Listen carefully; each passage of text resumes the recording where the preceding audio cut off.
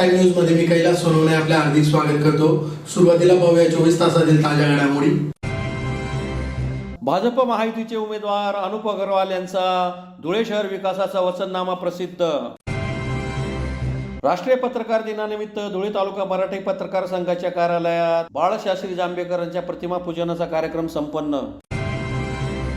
महाविकास आघाडीला पाठिंबा देण्याबाबत भारत जोडो अभियानातर्फे पत्रकार परिषद घेऊन मांडण्यात आली भूमिका।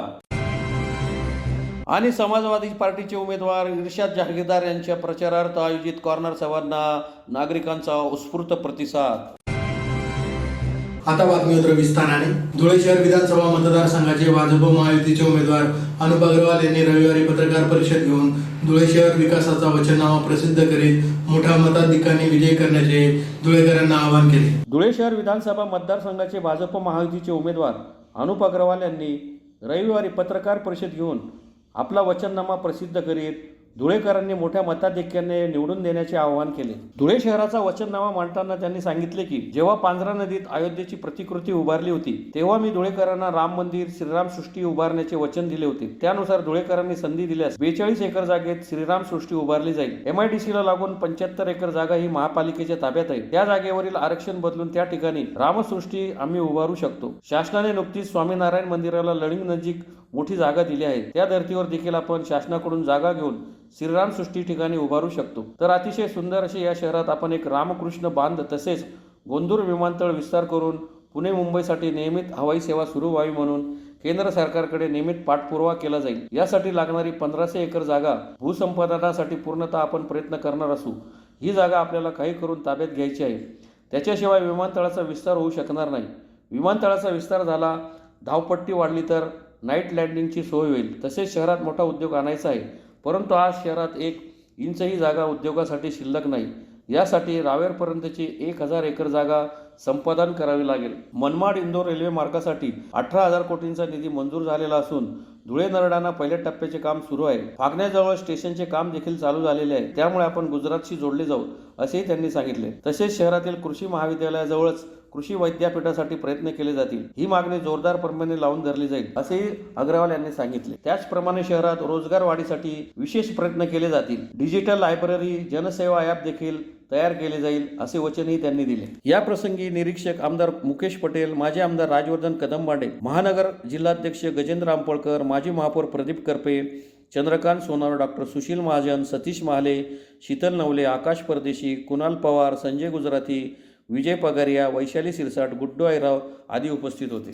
तिथं आज गौचरण जागा आहे, तर भविष्यात त्या जागेवरील आरक्षण बदलून आणि त्या ठिकाणी रामसृष्टी आम्ही करू शकतो। दुसरं, जसं आता लळिंगच्या समोर शासनाने स्वामीनारायण मंदिरला मोठी जागा दिलेली, लळिंगच्या बिलकुल समोर, तर त्या धर्तीवर सुद्धा आपण शासनाकडनं जागा घेऊन ही रामसृष्टी त्या ठिकाणी उभारू शकतो। तर अतिशय सुंदर अशी या शहरात आपण एक रामसृष्टी उभारणार आहोत।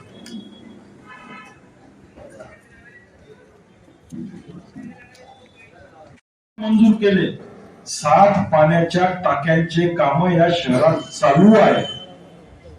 6 महिने त्याला लागेल कालावधी, त्याच्यानंतर 1 किंवा 2 दिवसात नक्कीच या शहराला पाणी देऊ। आज 4 दिवसाआड आम्ही पाणी देण्यामध्ये यशस्वी झालेलो आहोत। जे 8-8, 12-12 दिवस पाणी भेटत नव्हतं, परंतु ज्यांनी 15 वर्षापासून नारे दिलेले आम्ही रोज पाणी देऊ आणि आजही त्यांचा तोच नारा आहे, रोज पाणी देऊ।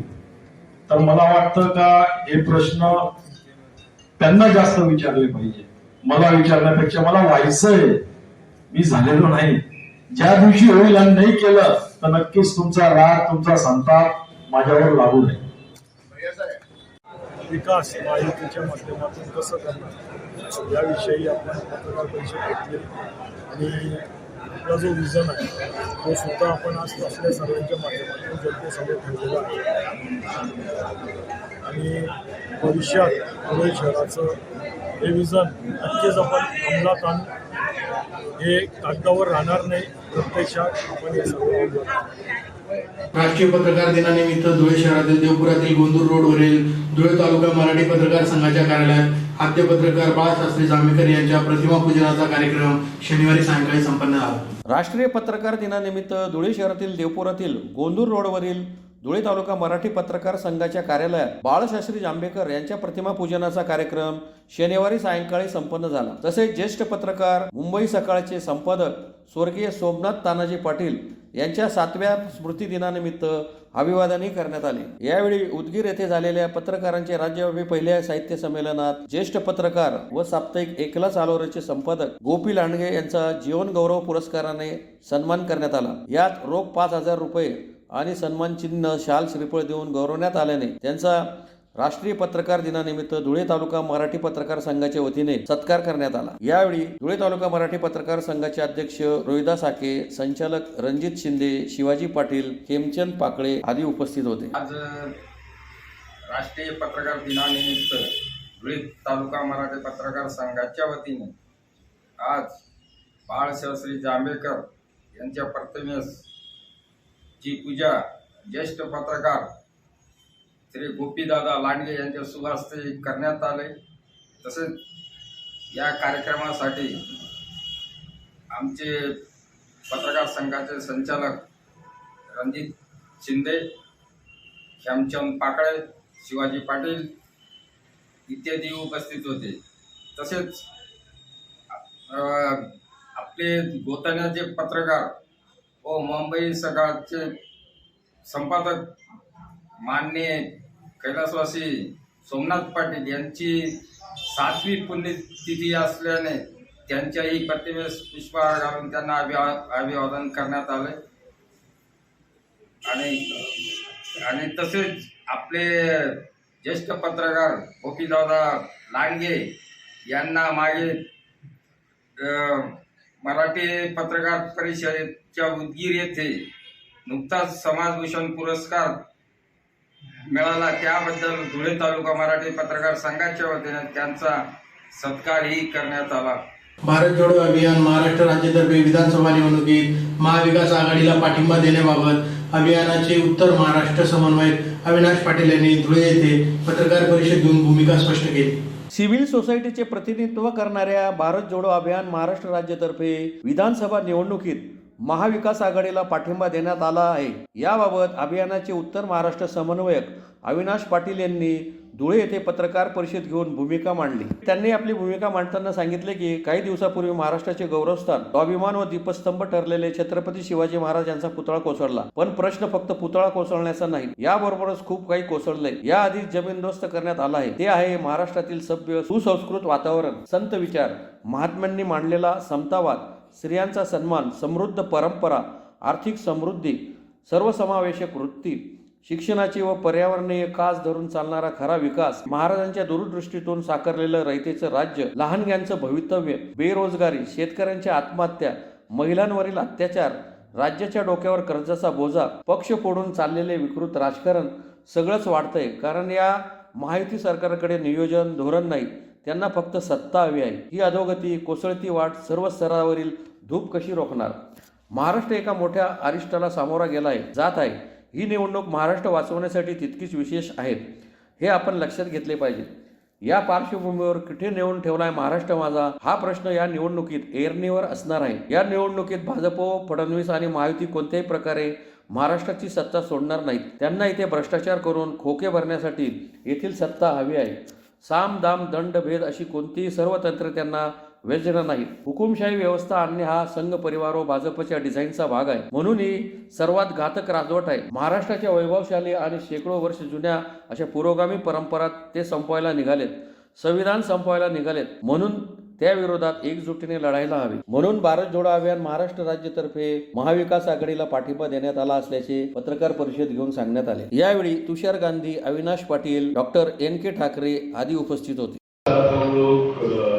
लोकसभा चुनाव के पहले से जुड़े थे। भारत जोड़ो यात्रा के वक्त से ही हम लोग एक साथ काम कर रहे हैं और जैसे कहा वैसे कई संगठन है उसमें हम भारत के लोग के रिप्रेजेंटेटिव के रूप में मैं हूँ और हमने ये तय किया कि चुनावों में भी, जैसे लोकसभा के चुनाव में भी एक विचारधारा के खिलाफ की लड़ाई चलानी है और उस विचारधारा के प्रतीक रूप जो भी पॉलिटिकल पार्टी या संगठन है आरएसएस और बीजेपी के स्वरूप में, उसके खिलाफ लड़ाई लड़नी है। दोहरी लड़ाई, बीजेपी के खिलाफ पॉलिटिकल लड़ाई और आरएसएस के खिलाफ वैचारिक लड़ाई, ये दो है जो हम एक बड़ा कोalition बना के कर रहे हैं, नॉन पॉलिटिकल कोalition है। खास करके महाराष्ट्र के इस चुनाव में हमने ये तय किया है कि हम जो गठबंधन महाराष्ट्र में जो एक महायुति या असलियत में महागठबंधन युति बनी है, उस महागठबंधन युति के खिलाफ उसे हराने की क्षमता रखने वाली जो एक अघाड़ी बनी है, उसके साथ हम रहेंगे। कई जगहों पे जो उम्मीदवार खड़े किए गए हैं उनके बारे में हमारे दिलों में प्रश्न हो सकते हैं, पर लक्ष्य है महाराष्ट्र का लांछन जो महायुति है, जिसने महाराष्ट्र के नाम पे बट्टा लगाया, पुरोगामी राज्य के नाम के ऊपर बट्टा लगाया, उसके खिलाफ लड़ना और उसको हराने की कोशिश में सहकार करना। और इसलिए हम महाविकास आघाड़ी के साथ खड़े होकर काम कर रहे हैं। हम में से किसी को कोई पॉलिटिकल महत्वाकांक्षा नहीं है, हमारी कोई पॉलिटिकल आशाएं नहीं है, हम कोई पॉलिटिकल अवार्ड या रिवॉर्ड के लिए काम नहीं कर रहे। हमारा तो इस राष्ट्र और इस राष्ट्र की आत्मा के साथ जो हमारा एक प्रेम है, मोहब्बत है, उसके चलते हम नफरत के खिलाफ ये लड़ाई लड़ते हैं, नफरतबाजों के खिलाफ हम ये लड़ाई लड़ते हैं। और इसमें हम चाहते हैं कि मीडिया भी हमारा साथ दे। आज हम लोग मीडिया से काफी हताश, मैं जानता हूं कि डिस्ट्रिक्ट के जो मीडिया रिप्रेजेंटेटिव्स हैं उनका भी यही हश्र है, क्योंकि वो ईमानदारी से पत्रकारित्व का धर्म निभाते हैं, लेकिन उनकी जो हेड ऑफिस है उसमें मैनेजमेंट और सीनियर एडिटोरियल स्टाफ जो होता है उनकी मेहनत पे पानी फिरा देता है। मैं जब भी डिस्ट्रिक्ट लेवल पे जाता हूँ, वहाँ के जर्नलिस्ट से बात करता हूँ, तो मुझे एक आशा वापस आ जाती है कि भाजप प्रणित प्रचारामध्ये विद्यमान उपमुख्यमंत्री शहरी नक्षल म्हणून ठरवू इच्छितात अशा भारत जोडो अभियानातल्या पुरोगामी संघटना संस्थांचे कार्यकर्ते पदाधिकारी नेते जे समाजातल्या वेगवेगळ्या समाज प्रश्नांच्या लोकांच्या प्रश्नांच्या सोडवणुकीसाठी आपापल्या परीने काम करतात, त्या जनसंघटना संस्थांमधल्या कार्यकर्त्यांनी मिळून 2019ला पुन्हा भाजप प्रणित इंडिया आघाडी नरेंद्र मोदीचं सरकार सत्तेत आल्यानंतर अशी भूमिका घेतली की हा जो काही संविधानिक व्यवस्थेला समांतर अशा स्वरूपाचा व्यवहार आणि वर्तन आणि अघोषित आणीबाणीची परिस्थिती दहशत तयार झाली आहे, त्याला आपण विरोध केला पाहिजे आणि त्यासाठी निर्भयपणे बाहेर आलं पाहिजे। आणि त्यातनं मग महाराष्ट्रात आणि देशात वेगवेगळ्या राज्यांमध्ये देखील काही प्रयोग झाले, ज्यामध्ये कर्नाटक विधानसभेच्या निवडणुकीच्या आधी झालेले तरुण कर्नाटकात त्याच्यासारखे प्रयोग आपल्याला माहिती आहे। त्याच्यात तसं लोकसभेच्या आधी भारत जोडो यात्रा देखील काढली गेली, जी तर काँग्रेस पक्षाने काढलेली नाही, त्याच्याबद्दलची एक गैरसमज आहे ती राहुल गांधी आणि अनेक त्यांच्यासोबतच्या सहकार्याने काढली। त्या यात्रेला समर्थनाची भूमिका महाराष्ट्रातल्या देशातल्या वेगवेगळ्या राज्यांमधल्या पुरोगामी जनसंघटना संस्थांनी पण घेतली आणि भारत जोडो यात्रा नंतर भारत जोडो अभियान करून आपण एकत्रित आलो सहभागी राहावं असं काम करायचं ठरवलं आणि देश पातळीवर योगेंद्र यादव, विनय महाजन यांच्या नेतृत्वात या स्वरूपाचा समन्वय राष्ट्रीय आणि राज्य स्तरावर झाला। आज महाराष्ट्रात लोकसभेच्या आधी याबद्दलचं प्रत्येक विभागात, महसूल विभागामध्ये आणि नंतर जिल्हा पातळीवर जाऊन भारत जोडो अभियानाच्या मध्ये सहभागी असणाऱ्या कार्यकर्त्यांनी लोकसभेमध्ये महाराष्ट्रातल्या 48 मतदारसंघांपैकी 22-23 मतदारसंघांमध्ये आपल्या शक्तीनुसार इंडिया आघाडीला पाठिंबा देण्याची भूमिका घेतली होती. इंडिया आघाडीला पराभूत करावी, त्यांचा 400 पारच्या नाऱ्याला ब्रेक लावण्याचं काम केलं आणि त्या परिणामामुळे असेल कदाचित आज भाजप प्रणित प्रचारामध्ये महाराष्ट्राच्या विधानसभेच्या निवडणुका भारत जोडो अभियानाचं नाव घेऊन त्यांना शहरी नक्षल ठरवण्याचं काम होतं. आणि मी सगळ्या ठिकाणी म्हणतो की आम्ही कुठल्या अंगाने नक्षल वाटत असतो ते लोकांनी ठरवावं. पण अशा पार्श्वभूमीवर महाराष्ट्राच्या विधानसभेच्या निवडणुकीमध्ये देखील भारत जोडो अभियान आणि वेगवेगळे जे समन्वय मंच आहे, निर्भय मनो आहे, दक्षिणायन आहे, महाराष्ट्र डेमोक्रेटिक फ्रंट आहे, लोकमोर्चा 2024 आहे, असे जे 8-10 समन्वय मंच देश पातळीवर आणि राज्य पातळीवर आहेत, त्या सगळ्यांनी ही भूमिका घेतली की महाराष्ट्राच्या विधानसभेच्या निवडणुकीत देखील महाविकास आघाडीचे इंडिया आघाडीचा घटक राहिले त्या महाविकास आघाडीपर्यंत उमेदवारांना निवडून देण्याचं आवाहन करावं आणि 288 विधानसभांपैकी साधारण 140 मतदारसंघांमधून आज भारत जोडो अभियान आणि त्याच्या सोबत चढलेल्या संघटना संस्था आपापल्या शक्तीनुसार महाविकास आघाडीच्या उमेदवारांना पाठिंबा देऊन त्यांच्या प्रचार करण्याचं काम करत आहे. त्यामध्ये 2 स्तरावर काम चालू आहे.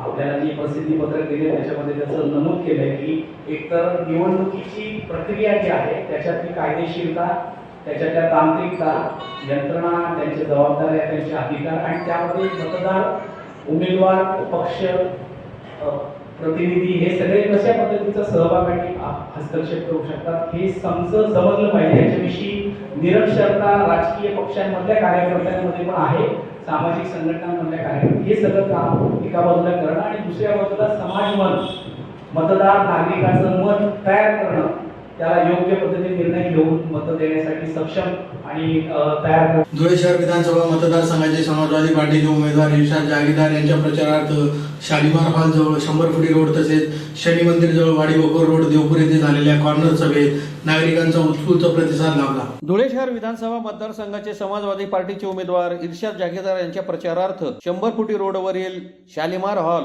व शनी मंदिर जवळ वाडी बकोर रोड येथे शनिवारी रात्री आयोजित कॉर्नर सभांना नागरिकांचा उत्स्फूर्त प्रतिसाद लाभला. या कॉर्नर सभांमध्ये उमेदवार इर्शाद जहागीरदार यांनी खूप पुढचा विचार करून सामान्य नागरिकांच्या जीवनात बदल घडवून आणण्यासाठी काही ठराविक मुद्दे मांडले. त्यात सगळ्यात पहिला मुद्दा म्हणजे रोजगार.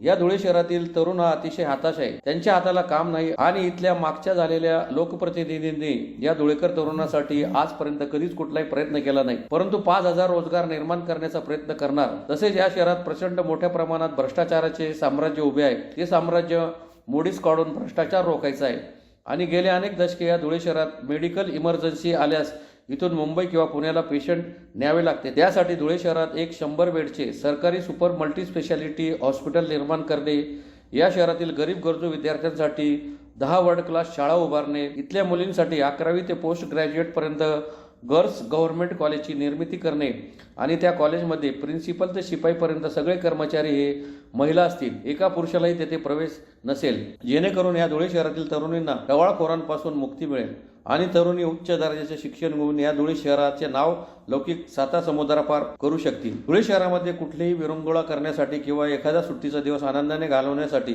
शहरात एकही ठिकाण नाही. म्हणून 5 एकर क्षेत्रामध्ये एक बेटी गार्डन बनवले जाईल. त्यात 7 वर्षापर्यंतच्या मुलांना प्रवेश असेल. 8 वर्षाच्या जरी असला तरी त्यांना प्रवेश नसेल. फक्त महिलांसाठी, तरुणींसाठी हे आंतरराष्ट्रीय दर्जाचे उद्यान बनवले जाईल, जेणेकरून आमच्या महिला भगिनी व त्यांच्या आयुष्याचा आनंद इथे घेऊ शकतील आणि विकासात्मक कामे करण्याचा माझा मानस आहे. माझं या धुळे शहरासाठी स्वप्न आहे, त्यासाठी आपण मला साथ द्यावी असे आवाहन त्यांनी बोलताना केले. यावेळी उमेदवार इर्शाद जहागीरदार, कैलास चौधरी, सलीम हाफेजी, अमीन पटेल, महेंद्र सिरसाट, पप्पू मुल्ला, वसीम अक्रम, जमील मंसुरी, तवाब अन्सारी, तेजस रणसिंग, समीर खान, अफसर शेख, राहुल पोळ, अमित मोरे, दर्शन पाटील, अफरोज भाई, आवेश खातीब, मोहम्मद हुसैन आणि नागरिक मोठ्या संख्येने उपस्थित होते. और आज 75 साल हुए आजादी होके, 75 साल से भी ज्यादा वक्त हो चुका है हमारा देश आजाद होके, पर आज भी शहर दुनिया का गरीब अगर बीमार पड़ा तो 350 किलोमीटर बम्बई ले जाना पड़ता है, और जब वो 350 किलोमीटर बम्बई ले जाना पड़ता है तो एम्बुलेंस के लिए भी चंदा करना पड़ता है. हम इस व्यवस्था खत्म करने के लिए शहर दुनिया में सिविल में 100 बेड का सुपर स्पेशलिटी हॉस्पिटल बनाएंगे. जो सुपर स्पेशलिटी हॉस्पिटल में धुले नंदुरबार जलगांव का कोई भी गरीब अगर बीमार पड़ा तो उसका इलाज यहाँ धुलिया में होगा, और जब वो धुलिया में उसका इलाज होगा तो मुझे ये यकीन है कि जल्द से जल्द तंदुरुस्त होकर अपने घर जाने का काम अल्लाह के फजल करम से हो जाएगा। ये काम करते वक्त हम हमारे माओं और बहनों के लिए एक बेटी गार्डन बनाना चाहते हैं, जिधर हमारे माँ बहनें जाकर अपने जिंदगी का आनंद ले सकते। 5 एकड़ में इंटरनेशनल लेवल का एक बेटी गार्डन बनाया जाएगा, जिधर कोई भी बच्चा 7 साल के ऊपर का उम्र का लड़का रहेगा उसको एंट्री नहीं रहेगी, सिर्फ हमारी माँ बहनें वहाँ जाएगी और उनके लिए एक अच्छा गार्डन में वो अपने भी जीवन का आनंद लेने का काम होगा। ये व्यवस्था हम खड़ी करना चाहते हैं। आप मुझ पे यकीन रखिए, भरोसा रखिए, अगर 270 बोरवेल में मेरे पैसे से किया है तो वो भी 4 कोपरे से 4 बसें सिविल के लिए छोड़ी जाएंगी। कोई गरीब को 200 रुपए खर्चा नहीं आएगा सिविल जाने का, सिर्फ सिविल की पर्ची बताना, बस में चढ़ लेना और अपना सिविल में जाके इलाज करके फ्री में घर पे आना। ये व्यवस्था करने का काम हम आपके लिए करेंगे। मैं आप लोगों को ये बताना चाहूंगा कि ये सब करने के लिए मुझे आपकी साथ की जरूरत है, आपके वोट की जरूरत है। आने वाले 20 तारीख को आप साइकिल के सामने का बटन दबा के साइकिल को कामयाब बनाइए। हमारी साइकिल जो बम्बई जाएंगी, ये साइकिल वो है कि जो गरीब आदमी भी चलाता है और दिन में सवेरे उठ के मुकेश अंबानी जैसा दुनिया का सबसे पैसे वाला आदमी चर्बी जिराने के लिए भी चलाता है। तो ये जो साइकिल आएगी तो चोरों की, घमंडियों की, दादा लोगों की, सबकी चर्बी उतारने का काम ये साइकिल करेंगी। अमन और शांति के साथ दुनिया शहर को आगे ले जाने का काम करेगी। दुनिया शहर में कभी कोई प्रकार का विवाद नहीं होगा। ये काम करने के लिए आप साइकिल को कामयाब बनाओ। आने वाले कल में आप सतर्क रहो। मैं आप लोगों को यही भी पूछना चाहता हूँ कि जब आप बीमार पड़ते तो डॉक्टर के जाते कि इंजीनियर के पास, किसके जाते? तो मैं आपको ये बताना चाह रहा हूँ, मेरी जो पढ़ाई अमेरिका में हुई, मेरी पढ़ाई जो इंग्लैंड में हुई और जो मेरी पढ़ाई न्यूजीलैंड में हुई, ये सब राजनीति और राजनीति से संबंधित पढ़ाई हुई है। अगर मेरे जैसा आदमी वहाँ विधानसभा में गया तो आपका बेटा, आपका भाई वहाँ आपकी बुलंद आवाज बोल के धड़केगा, आपके हर प्रश्न के लिए लड़ेगा और बम्बई से आपके लिए विकास खींच के लेकर आएगा। आपको जाते जाते ये भी गवाही देता हूँ, जिंदगी में मेरे हाथ से कोई ऐसा काम नहीं होगा जिससे मैं कुछ लोगों को बिककर जातिवादी पार्टियों, बीजेपी जैसे पार्टियों को मदद करने का काम नहीं करूंगा।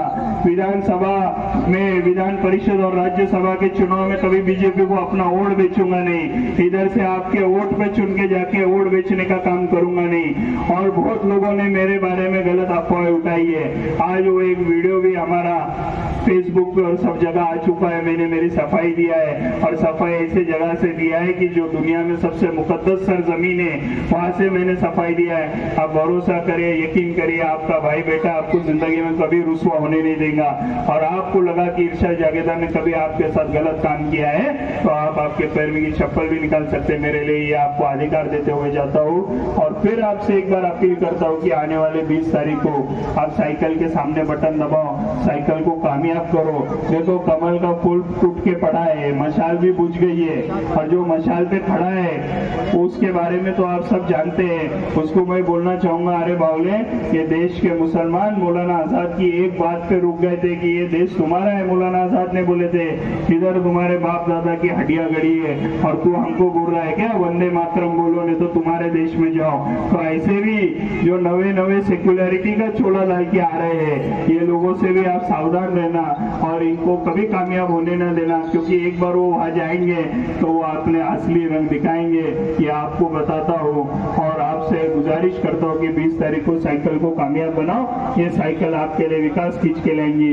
ये साइकिल सिर्फ साइकिल नहीं है, उम्मीद की साइकिल है। आपके बच्चों के जीवन में, आपके जीवन में सब में बदलाव लाने का काम करेगी।